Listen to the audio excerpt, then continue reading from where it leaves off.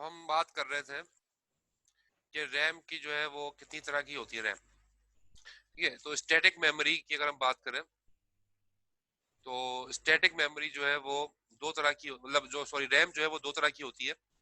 या तो static memory RAM होती है या वो डायनेमिक रैम होती है। डिपेंड करता है आईसीस के ऊपर जो रैम के ऊपर कनेक्टेड है। The static RAM consist essentially of internal flip flops. तो जो स्टैटिक रैम होती है वो एक्चुअली जो है वो अंदर जो उसके रैम के फ्लिप फ्लॉप लगे होते हैं। अगर रैम के अंदर फ्लिप फ्लॉप लगे हैं जो कि बाइनरी वैल्यू को स्टोर करते हैं, उसके ऊपर जो है स्टैटिक रैम जो है कंसिस्ट कर रही होती है, या फ्लिप फ्लॉप के ऊपर, यानी कि जो आईसीज लगी है उनमें फ्लिप फ्लॉप होता है। और फ्लिप फ्लॉप का काम आपको पता है कि वो बिट्स को स्टोर करता है। The stored information remains valid as long as power applied to the unit. जितनी देर तक पावर सप्लाई रहती है रैम के ऊपर उतनी देर तक वो फ्लिप फ्लॉप के अंदर वैल्यू जो है स्टोर रहती है। द डायनेमिक रैम, ये तो बात हो गई थी स्टैटिक रैम की। ठीक है, ये फ्लिप फ्लॉप लगे हुए होते हैं और जब तक इसको करंट करंट आता रहता है, पावर आती रहती है, जब तक वो वैल्यू उसमें स्टोर रहती है। The dynamic RAM stores the binary information in the form of electric charges that are applied to capacitors. जबकि हम बात करें अगर हम डायनेमिक रैम की, डायनेमिक रैम के अंदर जो है जो आपके रैम के अंदर जो चीजें लगी होती है वो एक्चुअली कैपेसिटर्स लगे हुए होते हैं। कैपेसिटर्स के अंदर होता क्या है कि वो इलेक्ट्रिक चार्ज को होल्ड कर सकता है कैपेसिटर। तो वो होल्ड कर लेता है और उस वजह से जो है वो मेमोरी जो है वो सेव कर रही होती है इलेक्ट्रिक चार्जेस के ऊपर। The capacitors are provided inside the chip by MOS transistors. तो MOS transistors लगे होते हैं, वो एक्चुअली कैपेसिटर का काम कर रहे होते हैं और उसके जरिए से डेटा जो है वो रैम के ऊपर जो है वो सेव हो रहा होता है। The stored charge on the capacitors tend to discharge with time and the capacitor must periodically recharge by refreshing the dynamic memory. तो होता क्या है कि टाइम टू टाइम जो है वो periodically जो है डिस्चार्ज जाहिर है उसको चार्जिंग करनी पड़ती है। वो रैम जो है वो चार्ज होती है थोड़े थोड़े टाइम के बाद, ऑटोमेटिकली वो चार्ज होती रहती है ताकि वैल्यूज जो है वो उसके अंदर जब जब जब जो है वो स्टोर रहे। और जब ही रह सकता है जब वो कैपेसिटर के अंदर करंट हो, तो थोड़ी थोड़ी देर के बाद चार्जिंग होती रहती है। Refreshing is done by cycling through the words every few milliseconds. हर फ्यू मिली सेकेंड्स के बाद चार्जिंग होती रहती है और उससे फायदा ये होता है कि वैल्यू जो है वो स्टोर रहती है रैम के ऊपर। The dynamic RAM offers reduced power consumption and large storage capacity in a single memory chip. तो इसकी स्टोरेज कैपेसिटी ज्यादा होती है डायनेमिक रैम की, और उसके ऊपर जो है पावर भी कम खर्च होती है। क्यों? क्योंकि थोड़ी थोड़ी देर के बाद चार्जिंग होती है, मुसलसल पावर देने की जरूरत नहीं होती। तो इसलिए डायनेमिक रैम जो है ना वो उसके ऊपर जो है पावर भी कम कम कंजप्शन कम होती है और उसकी कैपेसिटी भी ज्यादा होती है डायनेमिक रैम की। Static RAM is easier to use. Static basically हम बात करें स्टैटिक रैम की तो वो उसको आसान इस्तेमाल करना तो आसान है, लेकिन उसका जो रीड और राइट साइकिल है ना वो बहुत छोटा है। मतलब ये बता रहे हैं कि उसको यूज करना आसान है, उसका रीड और राइट टाइम छोटा है, इसलिए ज्यादा फास्टर होती है, लेकिन इसकी कैपेसिटी कम होती है। तो आपने देखा होगा ये आता है ना स्टैटिक रैम भी आती है। अब तो शायद डायनामिक यूज हो रही है, मतलब स्टैटिक रैम एसडी रैम के पहले यूज होती थी, तो वो जरा कैपेसिटी में कम भी होती थी, लेकिन जो है वो जाहिर है उसके अंदर प्रॉब्लम ये था कि वो ज्यादा पावर भी लेती थी और उसके अंदर स्टोरेज कैपेसिटी कम थी। तो डायनेमिक रैम ज्यादा पॉपुलर है उसके लिहाज से, क्योंकि डायनेमिक रैम जो है उसकी कैपेसिटी ज्यादा है।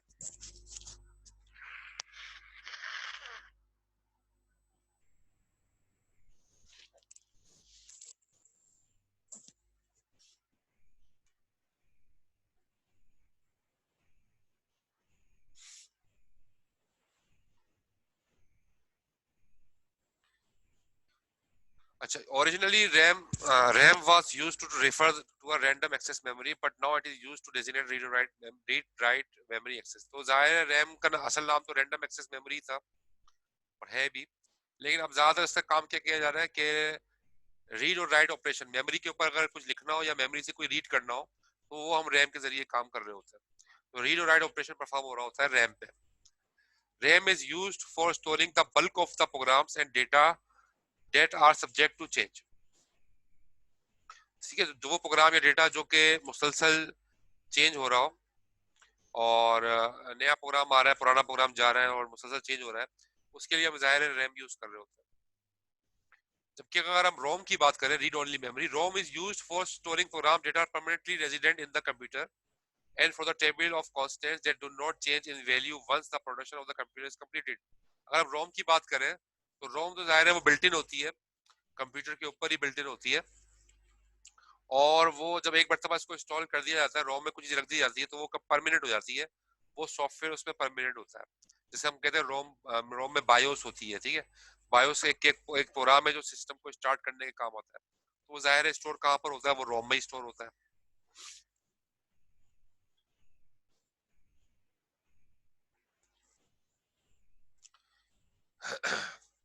The ROM portion of main memory is needed for storing an initial program called bootstrap loader.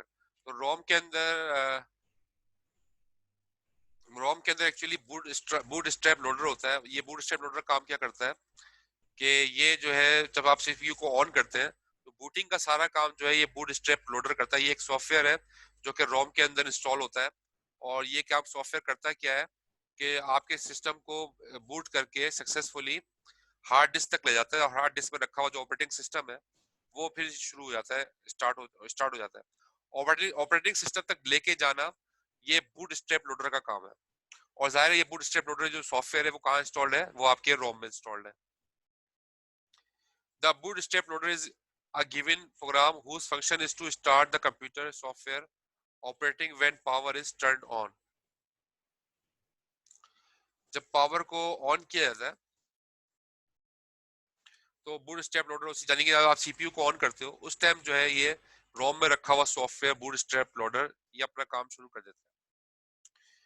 Since RAM is a volatile, its contents are destroyed when power is, जब आप यानी कि ये बात कह रहे हैं कि जाहिर है रैम क्या है, वोलेटाइल है। वोलेटाइल का मतलब कि जो जिसको पावर ऑफ करो तो उसके अंदर जो कुछ रखा हुआ है वो फ्लश हो जाता है, खत्म हो जाता है। तो इसलिए लिखा है कि RAM is volatile, its contents are destroyed when power is turned of.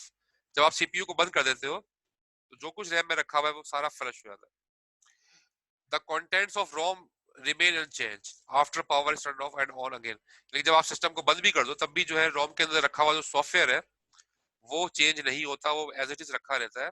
और जब नेक्स्ट टाइम आप पावर ऑन करते हो तो वो सॉफ्टवेयर जो है वो चल जाता है और चीजें जो है इसमें हो जाती है, बूटिंग का काम हो सकता है। तो इसलिए रोम वो सॉफ्टवेयर है, रोम रोम जो है वो मेमोरी है जो कि नॉन वोलेटाइल है, जो कि अगर पावर ना भी मिले तब भी उसमें रखा हुआ जो भी चीज रखी हुई है, और जाहिर है वो सॉफ्टवेयर रखा है बूटस्ट्रैप लोडर, जो कि हमें चाहिए होता है हर मर्तबा जब हम सिस्टम को स्टार्ट करते हैं। At power on the computer starting the execution of initial program. ठीक है, तो जब आप पावर ऑन करते हैं तो कंप्यूटर करता है क्या है, जो शुरू का प्रोग्राम है उसको, इनिशियल प्रोग्राम है उसको एग्जीक्यूट करता है। When power turns on, the hardware of the computer sets the program counter to the first step of the bootstrap loader। तो होता क्या है, जब पावर ऑन करते हैं तो बूटस्ट्रैप लोडर का जो काम शुरू हो जाता है, और वो करता है क्या है कि वो जो है बूटिंग का काम करता है और सक्सेसफुली ऑपरेटिंग सिस्टम को जो है लोड कर लेता है। The bootstrap program loads the portion of the operating system from disk to main memory. तो यही काम करता है बूटस्ट्रैप लोडर के, जो हार्ड डिस्क के ऊपर ऑपरेटिंग सिस्टम रखा हुआ है विंडोज वगैरह, उसको जो है लोड करता है, कहाँ पर लोड करता है, मेन मेमोरी में, हार्ड डिस्क से उठा के उसको मेन मेमोरी में लोड करता है। And control is then transfer, फिर सारा कंट्रोल किसको ट्रांसफर कर देता है, ऑपरेटिंग सिस्टम को ट्रांसफर कर देता है। फिर ऑपरेटिंग सिस्टम सारा काम कर रहा होता है, फिर विंडोज आए, विंडोज वगैरह जो भी ऑपरेटिंग सिस्टम है वो फिर अपना काम करता है, और बूटस्ट्रैप का लोडर का काम खत्म हो जाता है। बूटस्ट्रैप लोडर का काम होता है सक्सेसफुली ऑपरेटिंग सिस्टम तक सिस्टम को ले जाए, फिर सारा कंट्रोल ऑपरेटिंग सिस्टम के हैंड ओवर कर देता है,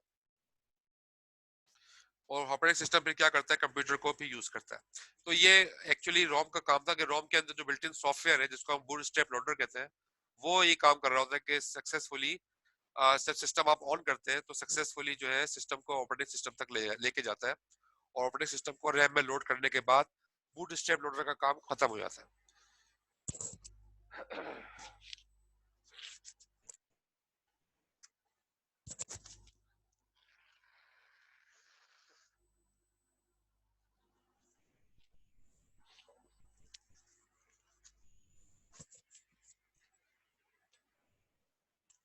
तो यहाँ पर जो है वोटिंग प्रोसेस भी दिखाया है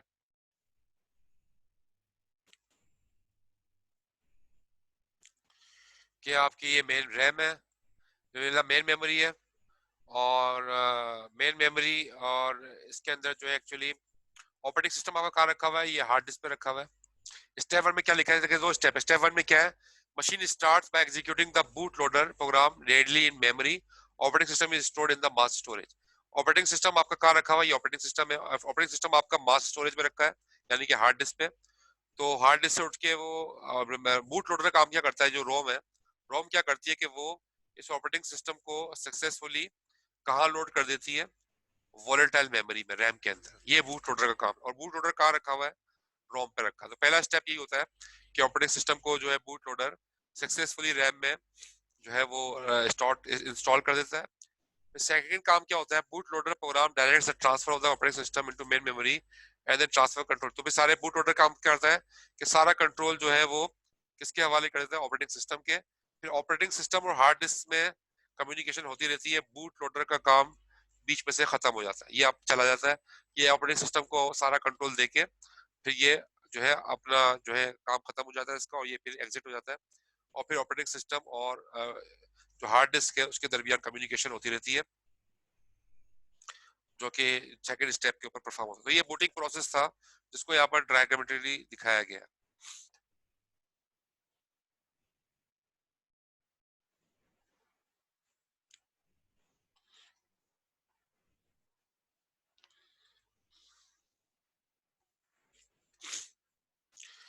अच्छा, रैम एंड रोम चिप्स।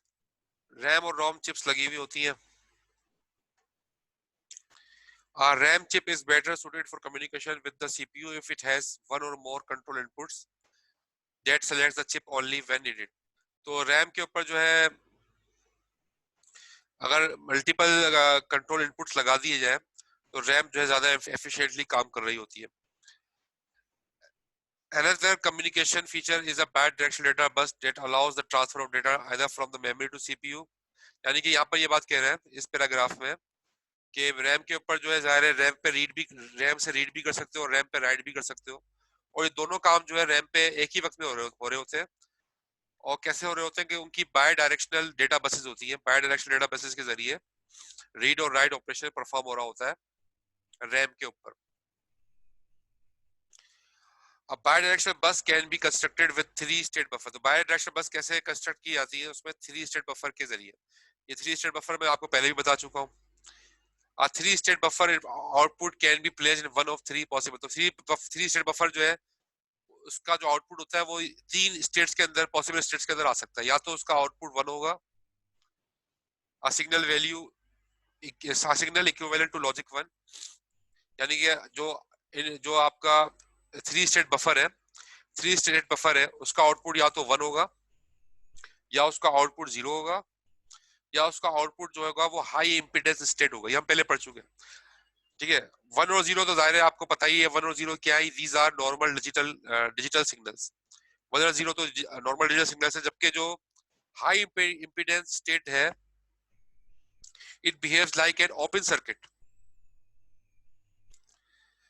तो हाई इम्पीडेंस का मतलब है कि ओपन सर्किट का काम करेगा। इसका मतलब क्या है कि जो भी आउटपुट होगा उसकी कोई भी जो है वो लॉजिकल सिग्निफिकेंस नहीं होगी, नो लॉजिकल सिग्निफिकेंस, यानी उसकी कोई लॉजिकल सिग्निफिकेंस नहीं होगी। एक तरह से वो एक तरह से ना उसके अंदर वन है ना जीरो है।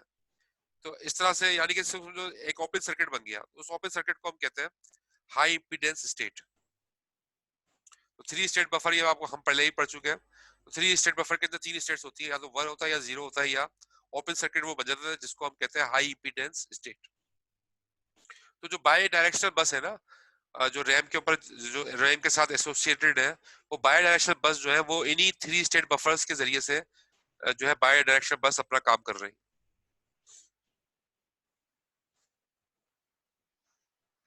अब यहाँ पर ये दिखाया गया है इस डायग्राम में, इस डायग्राम में शो किया गया है कि ये रैम के डायग्राम दिखाई गई है। इसके ऊपर शो किया गया कि 128 बाय 8 बिट रैम का आर्किटेक्चर दिखाया गया है। और इसके अंदर दिखाया गया है कि कंट्रोल सेलेक्ट है, इसमें दो कंट्रोल सेलेक्ट है, control select one control select 2, ठीक है। तो इसके अंदर दो कंट्रोल सेलेक्ट्स है, और इन दोनों, उसके अंदर आप देखो रीड ऑपरेशन की भी हो सकता है और राइट ऑपरेशन भी हो सकता है। रीड और राइट दोनों ऑपरेशन परफॉर्म हो सकते हैं। उसकी लाइन इसके अंदर आ रही है रैम के अंदर। और 7 एड्रेस बिट्स जो है, एड्रेस बिट्स कितनी आ रही है इसके अंदर 7।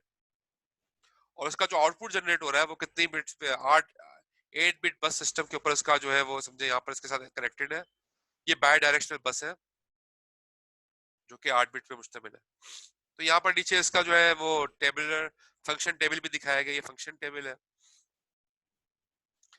फंक्शनल टेबल के अंदर दिखाया गया है कि भाई हाई इम्पीडेंस स्टेट कब होगी, जब या तो जो चिप सेलेक्ट 1 या चिप सेलेक्ट 2, जो दोनों चिप सेलेक्ट्स हैं यहाँ पर दिखाया है, चिप सेलेक्ट 1 चिप सेलेक्ट 2।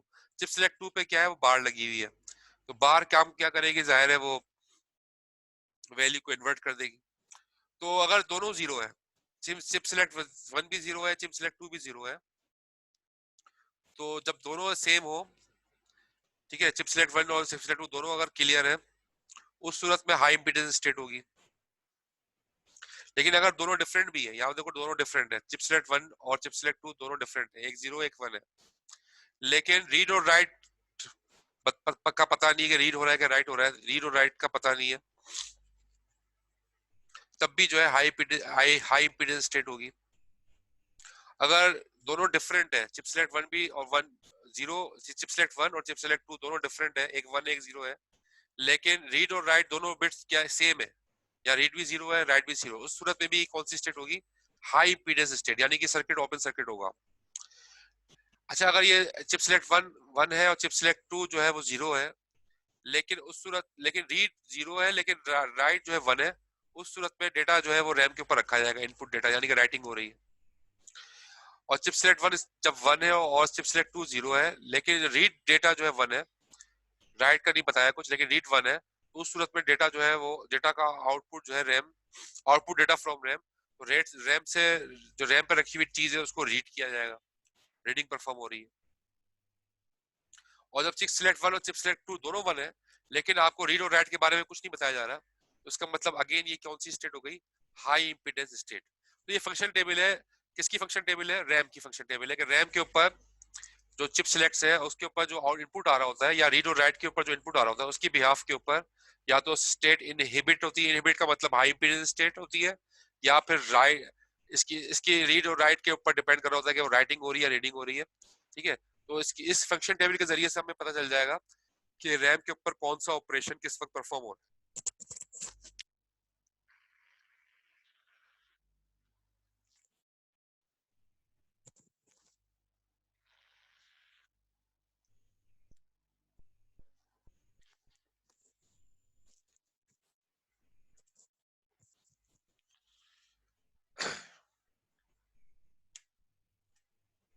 अच्छा जी, बात करते हैं रोम की। रोम का मतलब यार रीड ओनली मेमोरी, उसका चिपसेट कैसा होता है वो दिखाया गया है। उसमें भी दो चिपसेट है, चिप सिलेक्ट 1 है, चिप सिलेक्ट 2 है, और 9 बिट एड्रेस, उसका एड्रेस 9 बिट पर मुश्तमिल है। और इसका जाहिर है रोम जो है वो उसका थोड़ा सा कैपेसिटी इसलिए ज्यादा की हुई है कि उसमें पूरा सॉफ्टवेयर इंस्टॉल होता है। तो 512 मल्टीप्लाई बाय 8, 8 बिट्स जो है वो 512 वर्ड्स के साथ जो है मल्टीप्लाई होके जो साइज बनता है वो रोम का साइज है। रोम के ऊपर जो है ये रोम का चिपसेट दिखाया गया है कि रोम के चिपसेट के ऊपर एक ही सॉफ्टवेयर इंस्टॉल होता है, और जिसको हम बायोस कहते हैं एक्चुअली। और उस सॉफ्टवेयर का काम बूट स्ट्रैपिंग होता है, जाहिर है वो सिस्टम को बूट करके सक्सेसफुली जो है ऑपरेटिंग सिस्टम तक लेके जाता है। तो ये रोम का चिपसेट दिखाया है जो कि सिंपल सा है।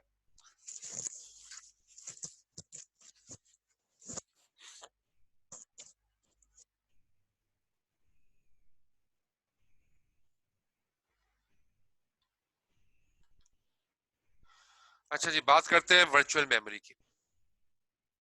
तो वर्चुअल मेमोरी जाहिर है, एक ये तो हम मेमोरी की बात कर रहे थे, मेमोरी के अंदर रैम और रोम तो हमने पढ़ लिया। एक चीज वर्चुअल मेमोरी भी होती है। ये क्या चीज है, separation of user logical memory from physical memory. User की जो लॉजिकल मेमोरी है उसको फिजिकल मेमोरी से अलग कर दे अगर हम करें, ठीक है, तो वो वर्चुअल मेमोरी कहलाती है। वर्चुअल मेमोरी एक्चुअली होता कब हम यूज करते हैं, अगर रैम है ना, रैम में गुंजाइश खत्म हो जाए, रैम आपकी फुल हो जाए, रैम अगर आपकी फुल हो जाए और मजीद प्रोग्राम अगर आपको रखने हो, रैम तो हो गई फुल और मजीद प्रोग्राम आपने रखने, तो आप कहाँ रखेंगे, तो उसके लिए वर्चुअल मेमोरी हम यूज करते हैं। वर्चुअल मेमोरी एक तरह की वो मेमोरी है जो कि हार्ड डिस्क, यानी कि हार्ड डिस्क का कुछ पोर्शन आप मेमोरी के तौर पे यूज करते हैं। और इस तरीके से होता क्या है कि hard disk as a memory, hard disk का वो पोर्शन एज अ मेमोरी काम करता है, जिसको हम वर्चुअल मेमोरी कहते हैं। Only part of the program needs to be in memory for execution. Logical address space can therefore be much larger than physical address space. तो यहाँ पर कुछ बातें लिखी हैं।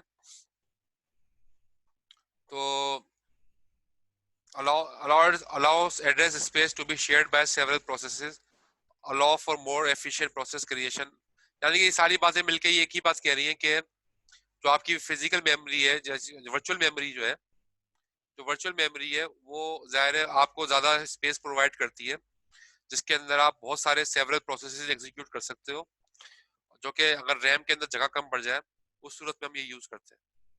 तो वर्चुअल मेमोरी आप इंप्लीमेंट कैसे करते हो? जाहिर है होती तो हार्ड डिस्क पे इंप्लीमेंट है, लेकिन कैसे करते हो? एक तरीका है डिमांड पेजिंग।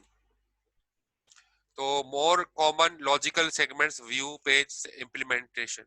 तो जाहिर है डिमांड पेजिंग के जरिए होता क्या है, ये पेजिंग का कॉन्सेप्ट क्या है, पेज का मतलब क्या है, मेमोरी के अंदर कोई भी चीज सेव हो रही होती है उसको हम पेज एज अ पेज कहते हैं। यानी कि ये मुख्तलिफ सेगमेंट्स होते हैं, ये सेगमेंट वन हो गया, इसको हमने कहा पेज वन हो गया, एक सेगमेंट टू हो गया, ये हो गया पेज टू, एक सेगमेंट थ्री हो गया, वो हो गया पेज थ्री। तो मुख्तलिफ पेजेस के अंदर जो है मेमोरी के अंदर जो है डेटा वो सेव हो रहा होता है। तो ये रैम पे भी पेजेस बन रहे होते हैं, यही पेजेस जो है आपकी वर्चुअल मेमोरी पे भी बन रहे होते हैं। तो जब रैम के अंदर जगह फुल हो जाती है तो ये पेजेस जो है वो वर्चुअल मेमोरी में जाना शुरू हो जाते हैं हार्ड डिस्क के ऊपर। और जब जिस पेज की जरूरत होती है, जाहिर है हार्ड डिस्क को सीपीयू डायरेक्ट तो एक्सेस कर नहीं सकता, तो जिस पेज की जरूरत होती है वो पेज हार्ड डिस्क से उठ के कहाँ आ जाता है, रैम में आ जाता है। तो रैम जो है वो डिमांड करता है उस पेज का जिसकी जरूरत पड़ती है ड्यूरिंग कम्युनिकेशन, और वो पेज जो है वो हार्ड डिस्क से उठ के रैम में आ जाता है। इसको हम कहते हैं डिमांड पेजिंग। डिमांड पेजिंग इसी चीज को कहते हैं। Demand segmentation more complex segment replacement order because of variable size. तो सेगमेंट का मतलब है कि मल्टीपल सेगमेंट्स को डिमांड कर रहे हो तो उसको डिमांड सेगमेंटेशन कह रहे होते हैं। अच्छा देखा, थोड़ा सा ड्रैग मटेरियल देख लेते हैं यहाँ पर काम कैसे होता है। तो ये आपकी मेमोरी चिप है, जिसको हम रैम रैम कह दो, आप इसको रैम है। और ये आपकी वर्चुअल मेमोरी है, यहाँ पर लिखा हुआ है page zero, page one, page two, ये पेजेस चल रहे हैं पेज एन तक, ये सारे के सारे वर्चुअल मेमोरी में स्टोर है। ये वर्चुअल मेमोरी जो आपकी हार्ड डिस्क पे बनने जो है चल रही है, ये फिजिकल मेमोरी ये। अच्छा ये मेमोरी मैप है, सॉरी मैम ये रैम ये है, फिजिकल मेमोरी ये है, इसका लिखा हुआ है फिजिकल मेमोरी, रैम ये है। ये जो है ना मेमोरी मैप है। मेमोरी मैप का मतलब क्या है कि मैपिंग होगी, ये बीच में एक टेबल बनाई जाएगी। टेबल काम क्या करेगी कि जाहिर है जब रैम फुल हो जाएगी, एक वक्त ऐसा आएगा कि रैम फुल हो जाएगी, जब रैम फुल हो जाएगी फिर जो है पेजेस जो है कहाँ, यहाँ भी जाहिर है पेजेस होंगे। जब रैम फुल हो जाएगी, रैम फुल होने के बाद पेजेस कहाँ जाना शुरू हो जाएंगे, वर्चुअल मेमोरी में। लेकिन यहाँ पर ये बताएगा कि कौन सा वर्चुअल मेमोरी, मेन मेमोरी का कौन सा पेज वर्चुअल मेमोरी में कहाँ रखा हुआ है। ये जो मैपिंग है ना, ये मैपिंग होगी मेमोरी मैप के अंदर। यानी कि टेबल जो है ये क्रिएट होगी, ये बताएगा ये कि फिजिकल मेमोरी का कौन सा पेज वर्चुअल मेमोरी में जो है रखा गया है, ताकि बाद में उस पेज को जब रीलोड कराना हो वर्चुअल मेमोरी से फिजिकल मेमोरी में, तो इस टेबल को देख के वो पेज रीलोड करा लिया जाए। तो ये हार्ड डिस्क है, आपकी हार्ड डिस्क के अंदर जो है पेजेस जा भी रहे होते हैं, इसको कहते हैं पेज इन, पेज जो है हार्ड डिस्क से आ भी रहे होते हैं रैम में। ठीक है, तो पेज इन पेज आउट जो है हार्ड डिस्क के ऊपर मुसलसल हो रहा होता है।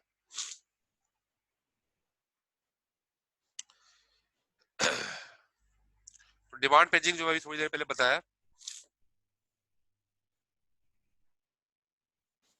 डिमांड पेजिंग क्या है, bring a page into memory only when it is needed. Page को मेमोरी में जब लाया जाता है जब उसकी जो है वो जरूरत होती है। ठीक है, यानी कि जब रैम को जरूरत पड़ेगी तब वो हार्ड डिस्क से उठ के पेज जो है रैम में आएगा। तो जाहिर है इसके अंदर आयो जो है लेस आयो नीडेड होगा। आयो जो है उसकी रिक्वेस्ट कम आएगी, क्योंकि जब जाहिर है मेमोरी को जरूरत होगी तब वो पेज आएगा। जब मेमोरी को जरूरत नहीं होगी उस वक्त वो पेज जो है हार्ड डिस्क में ही रखा रहेगा। Less memory needed.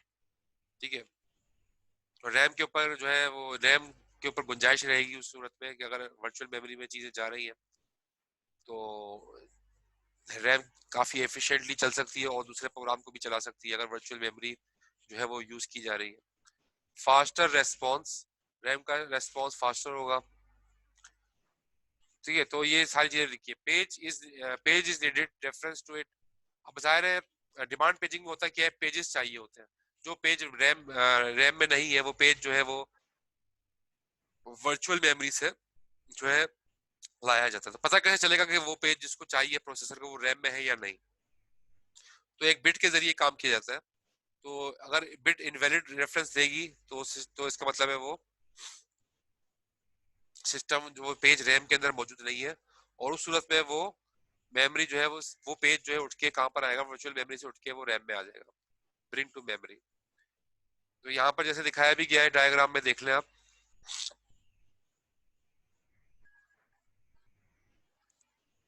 ये प्रोग्राम ए है, ये प्रोग्राम बी है। ठीक है, अभी इस वक्त ये मेन मेमोरी के अंदर है, मेन मेमोरी के अंदर इस वक्त जो है वो प्रोग्राम बी चल रहा है फॉर एग्जाम्पल। ठीक है, तो जब प्रोग्राम बी चल रहा है तो प्रोग्राम ए को जब चल नहीं रहा उस टाइम, ठीक है, यानी कि इस वक्त नहीं चल रहा है, इस वक्त प्रोग्राम बी चल रहा है। रैम जो है प्रोग्राम ए जो है इस वक्त ऐसे ही रखा हुआ है। जब ये चल नहीं रहा तो उसने उसको उठा के रैम से कहाँ रख दिया, उसके सारे पेजेस जो है निकल के प्रोग्राम के कहाँ चले गए, वर्चुअल मेमोरी में चले गए, जो कि वर्चुअल मेमोरी सारे हार्ड डिस्क पे होती है। तो हार्ड डिस्क पे चले गए सारे पेजेस, उसको कहते हैं स्वैप आउट। तो अभी प्रोग्राम बी चल रहा है तो जाहिर है प्रोग्राम बी के पेजेस जो है वो क्या हो गए, स्वैप इन। तो स्वैप इन ये भी हार्ड डिस्क पे रखे थे, ये पेज उठ के जो है वो मेन मेमोरी में आ गए। हम कहेंगे pages are swap in in the main memory.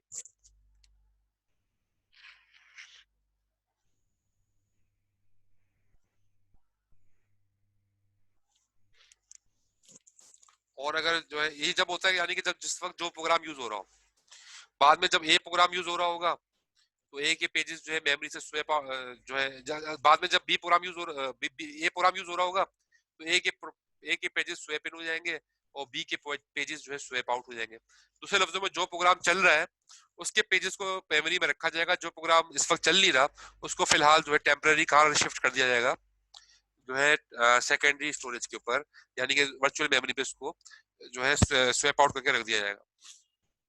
और आप ऐसा ही करते हो, देखते हो आप, जैसे आप 10 चीजें चल रही कंप्यूटर में, 10 के 10 चीज आप एक साथ नहीं चला रहे हो। तो कभी अगर आप ब्राउजर पे काम कर रहे हो तो उस वक्त जो है वो एमएस वर्ड पे काम नहीं कर रहे होते, तो एमएस वर्ड के पेजेस जो है जाहिर है खुला, एमएस वर्ड खुला तो होता है लेकिन उसके पेजेस को वो रैम से उठा के जो है वो कहाँ रख देता है, वर्चुअल मेमोरी में रख देता है।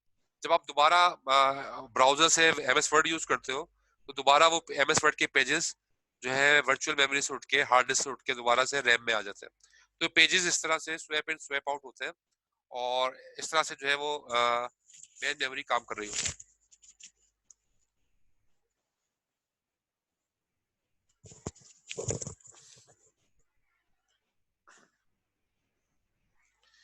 तो ये वो मैप टेबल है, पेज टेबल है, पेज टेबल बनती है पूरी। तो पेज टेबल के अंदर आप देखो इसमें दिखा रहा होता है जहां भी इनवैलिड बिट है, इनवैलिड बिट अगर 1 है, ठीक है, यहाँ पर यही बता रहा है कि 1 जो है, 1 का मतलब है कि पेज मेमोरी में है, और 0 का मतलब है कि वो पेज मेमोरी में नहीं है। ठीक है, रैम के अंदर कोई पेज है तो उसका मतलब है कि 1, और रैम के अंदर कोई पेज नहीं है उसका मतलब है 0। तो यहाँ पर ये दिखा रहा है कि मुख्तलिफ फ्रेम्स होंगे, मुख्तलिफ फ्रेम्स हैं, और ये मुख्तलिफ फ्रेम्स चूंकि रैम में मौजूद है तो इसलिए यहाँ पर इसकी बिट दिखाई है 1। लेकिन ये जो फ्रेम है, जो फ्रेम इसके अंदर मेमोरी में मौजूद नहीं है, उसकी बिट की क्या दिखा रहा है, 0। 0 का मतलब ये है कि इस वक्त जो है ये पेजेस जो है वो रैम के अंदर मौजूद नहीं है। और उस सूरत में होता क्या है, पेज फॉल्ट हो जाएगा। पेज फॉल्ट का मतलब क्या है कि रैम के अंदर वो पेजेस मौजूद नहीं है, तो वर्चुअल मेमोरी से वो पेजेस उठ के आएंगे, वर्चुअल मेमोरी से वो पेजेस उठ के आएंगे रैम के अंदर, और जिनका स्टेटस 0 है। तो जब इसकी जरूरत पड़ेगी इस पेज की तो वर्चुअल मेमोरी से उठा के वो पेज जो है वो रैम के अंदर लाया जाएगा। तो पेज फॉल्ट किसे कहते हैं, पेज फॉल्ट इसी को कहते हैं कि जिस पेज की जरूरत पड़ी, अगर वो पेज मेमोरी में नहीं है, रैम में नहीं है, तो वो पेज फॉल्ट हो गया। पेज फॉल्ट होने की सूरत में वर्चुअल मेमोरी से पेज को उठा के रैम में लाया जाता है।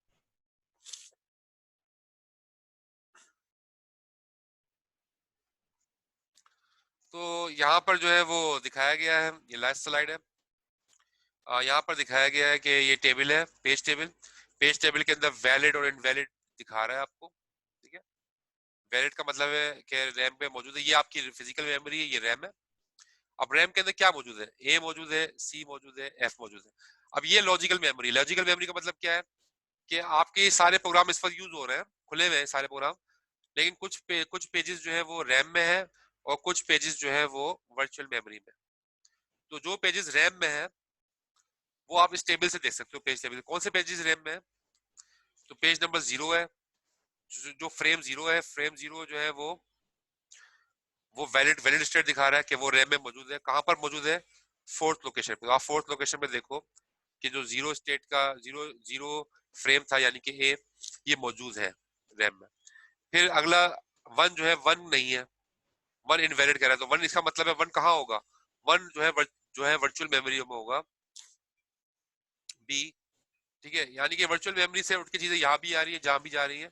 यहाँ तो अलग बात है यहाँ, लेकिन यहाँ रैम में ये दिखा रहा है कि जैसे टू पे देखो, टू पे क्या है, सिक्स।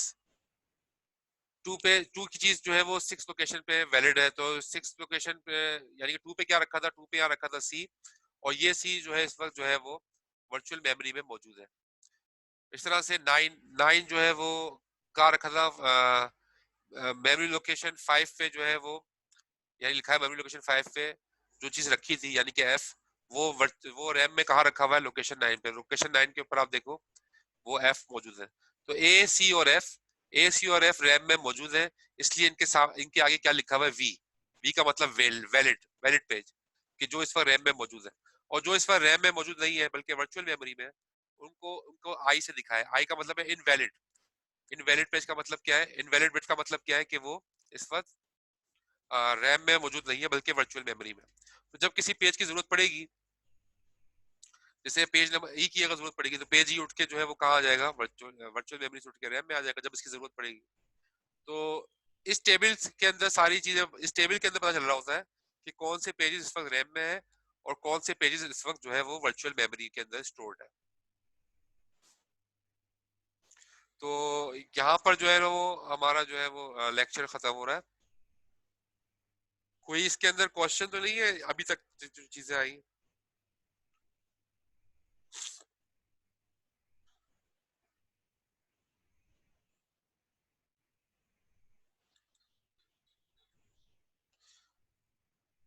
कोई क्वेश्चन?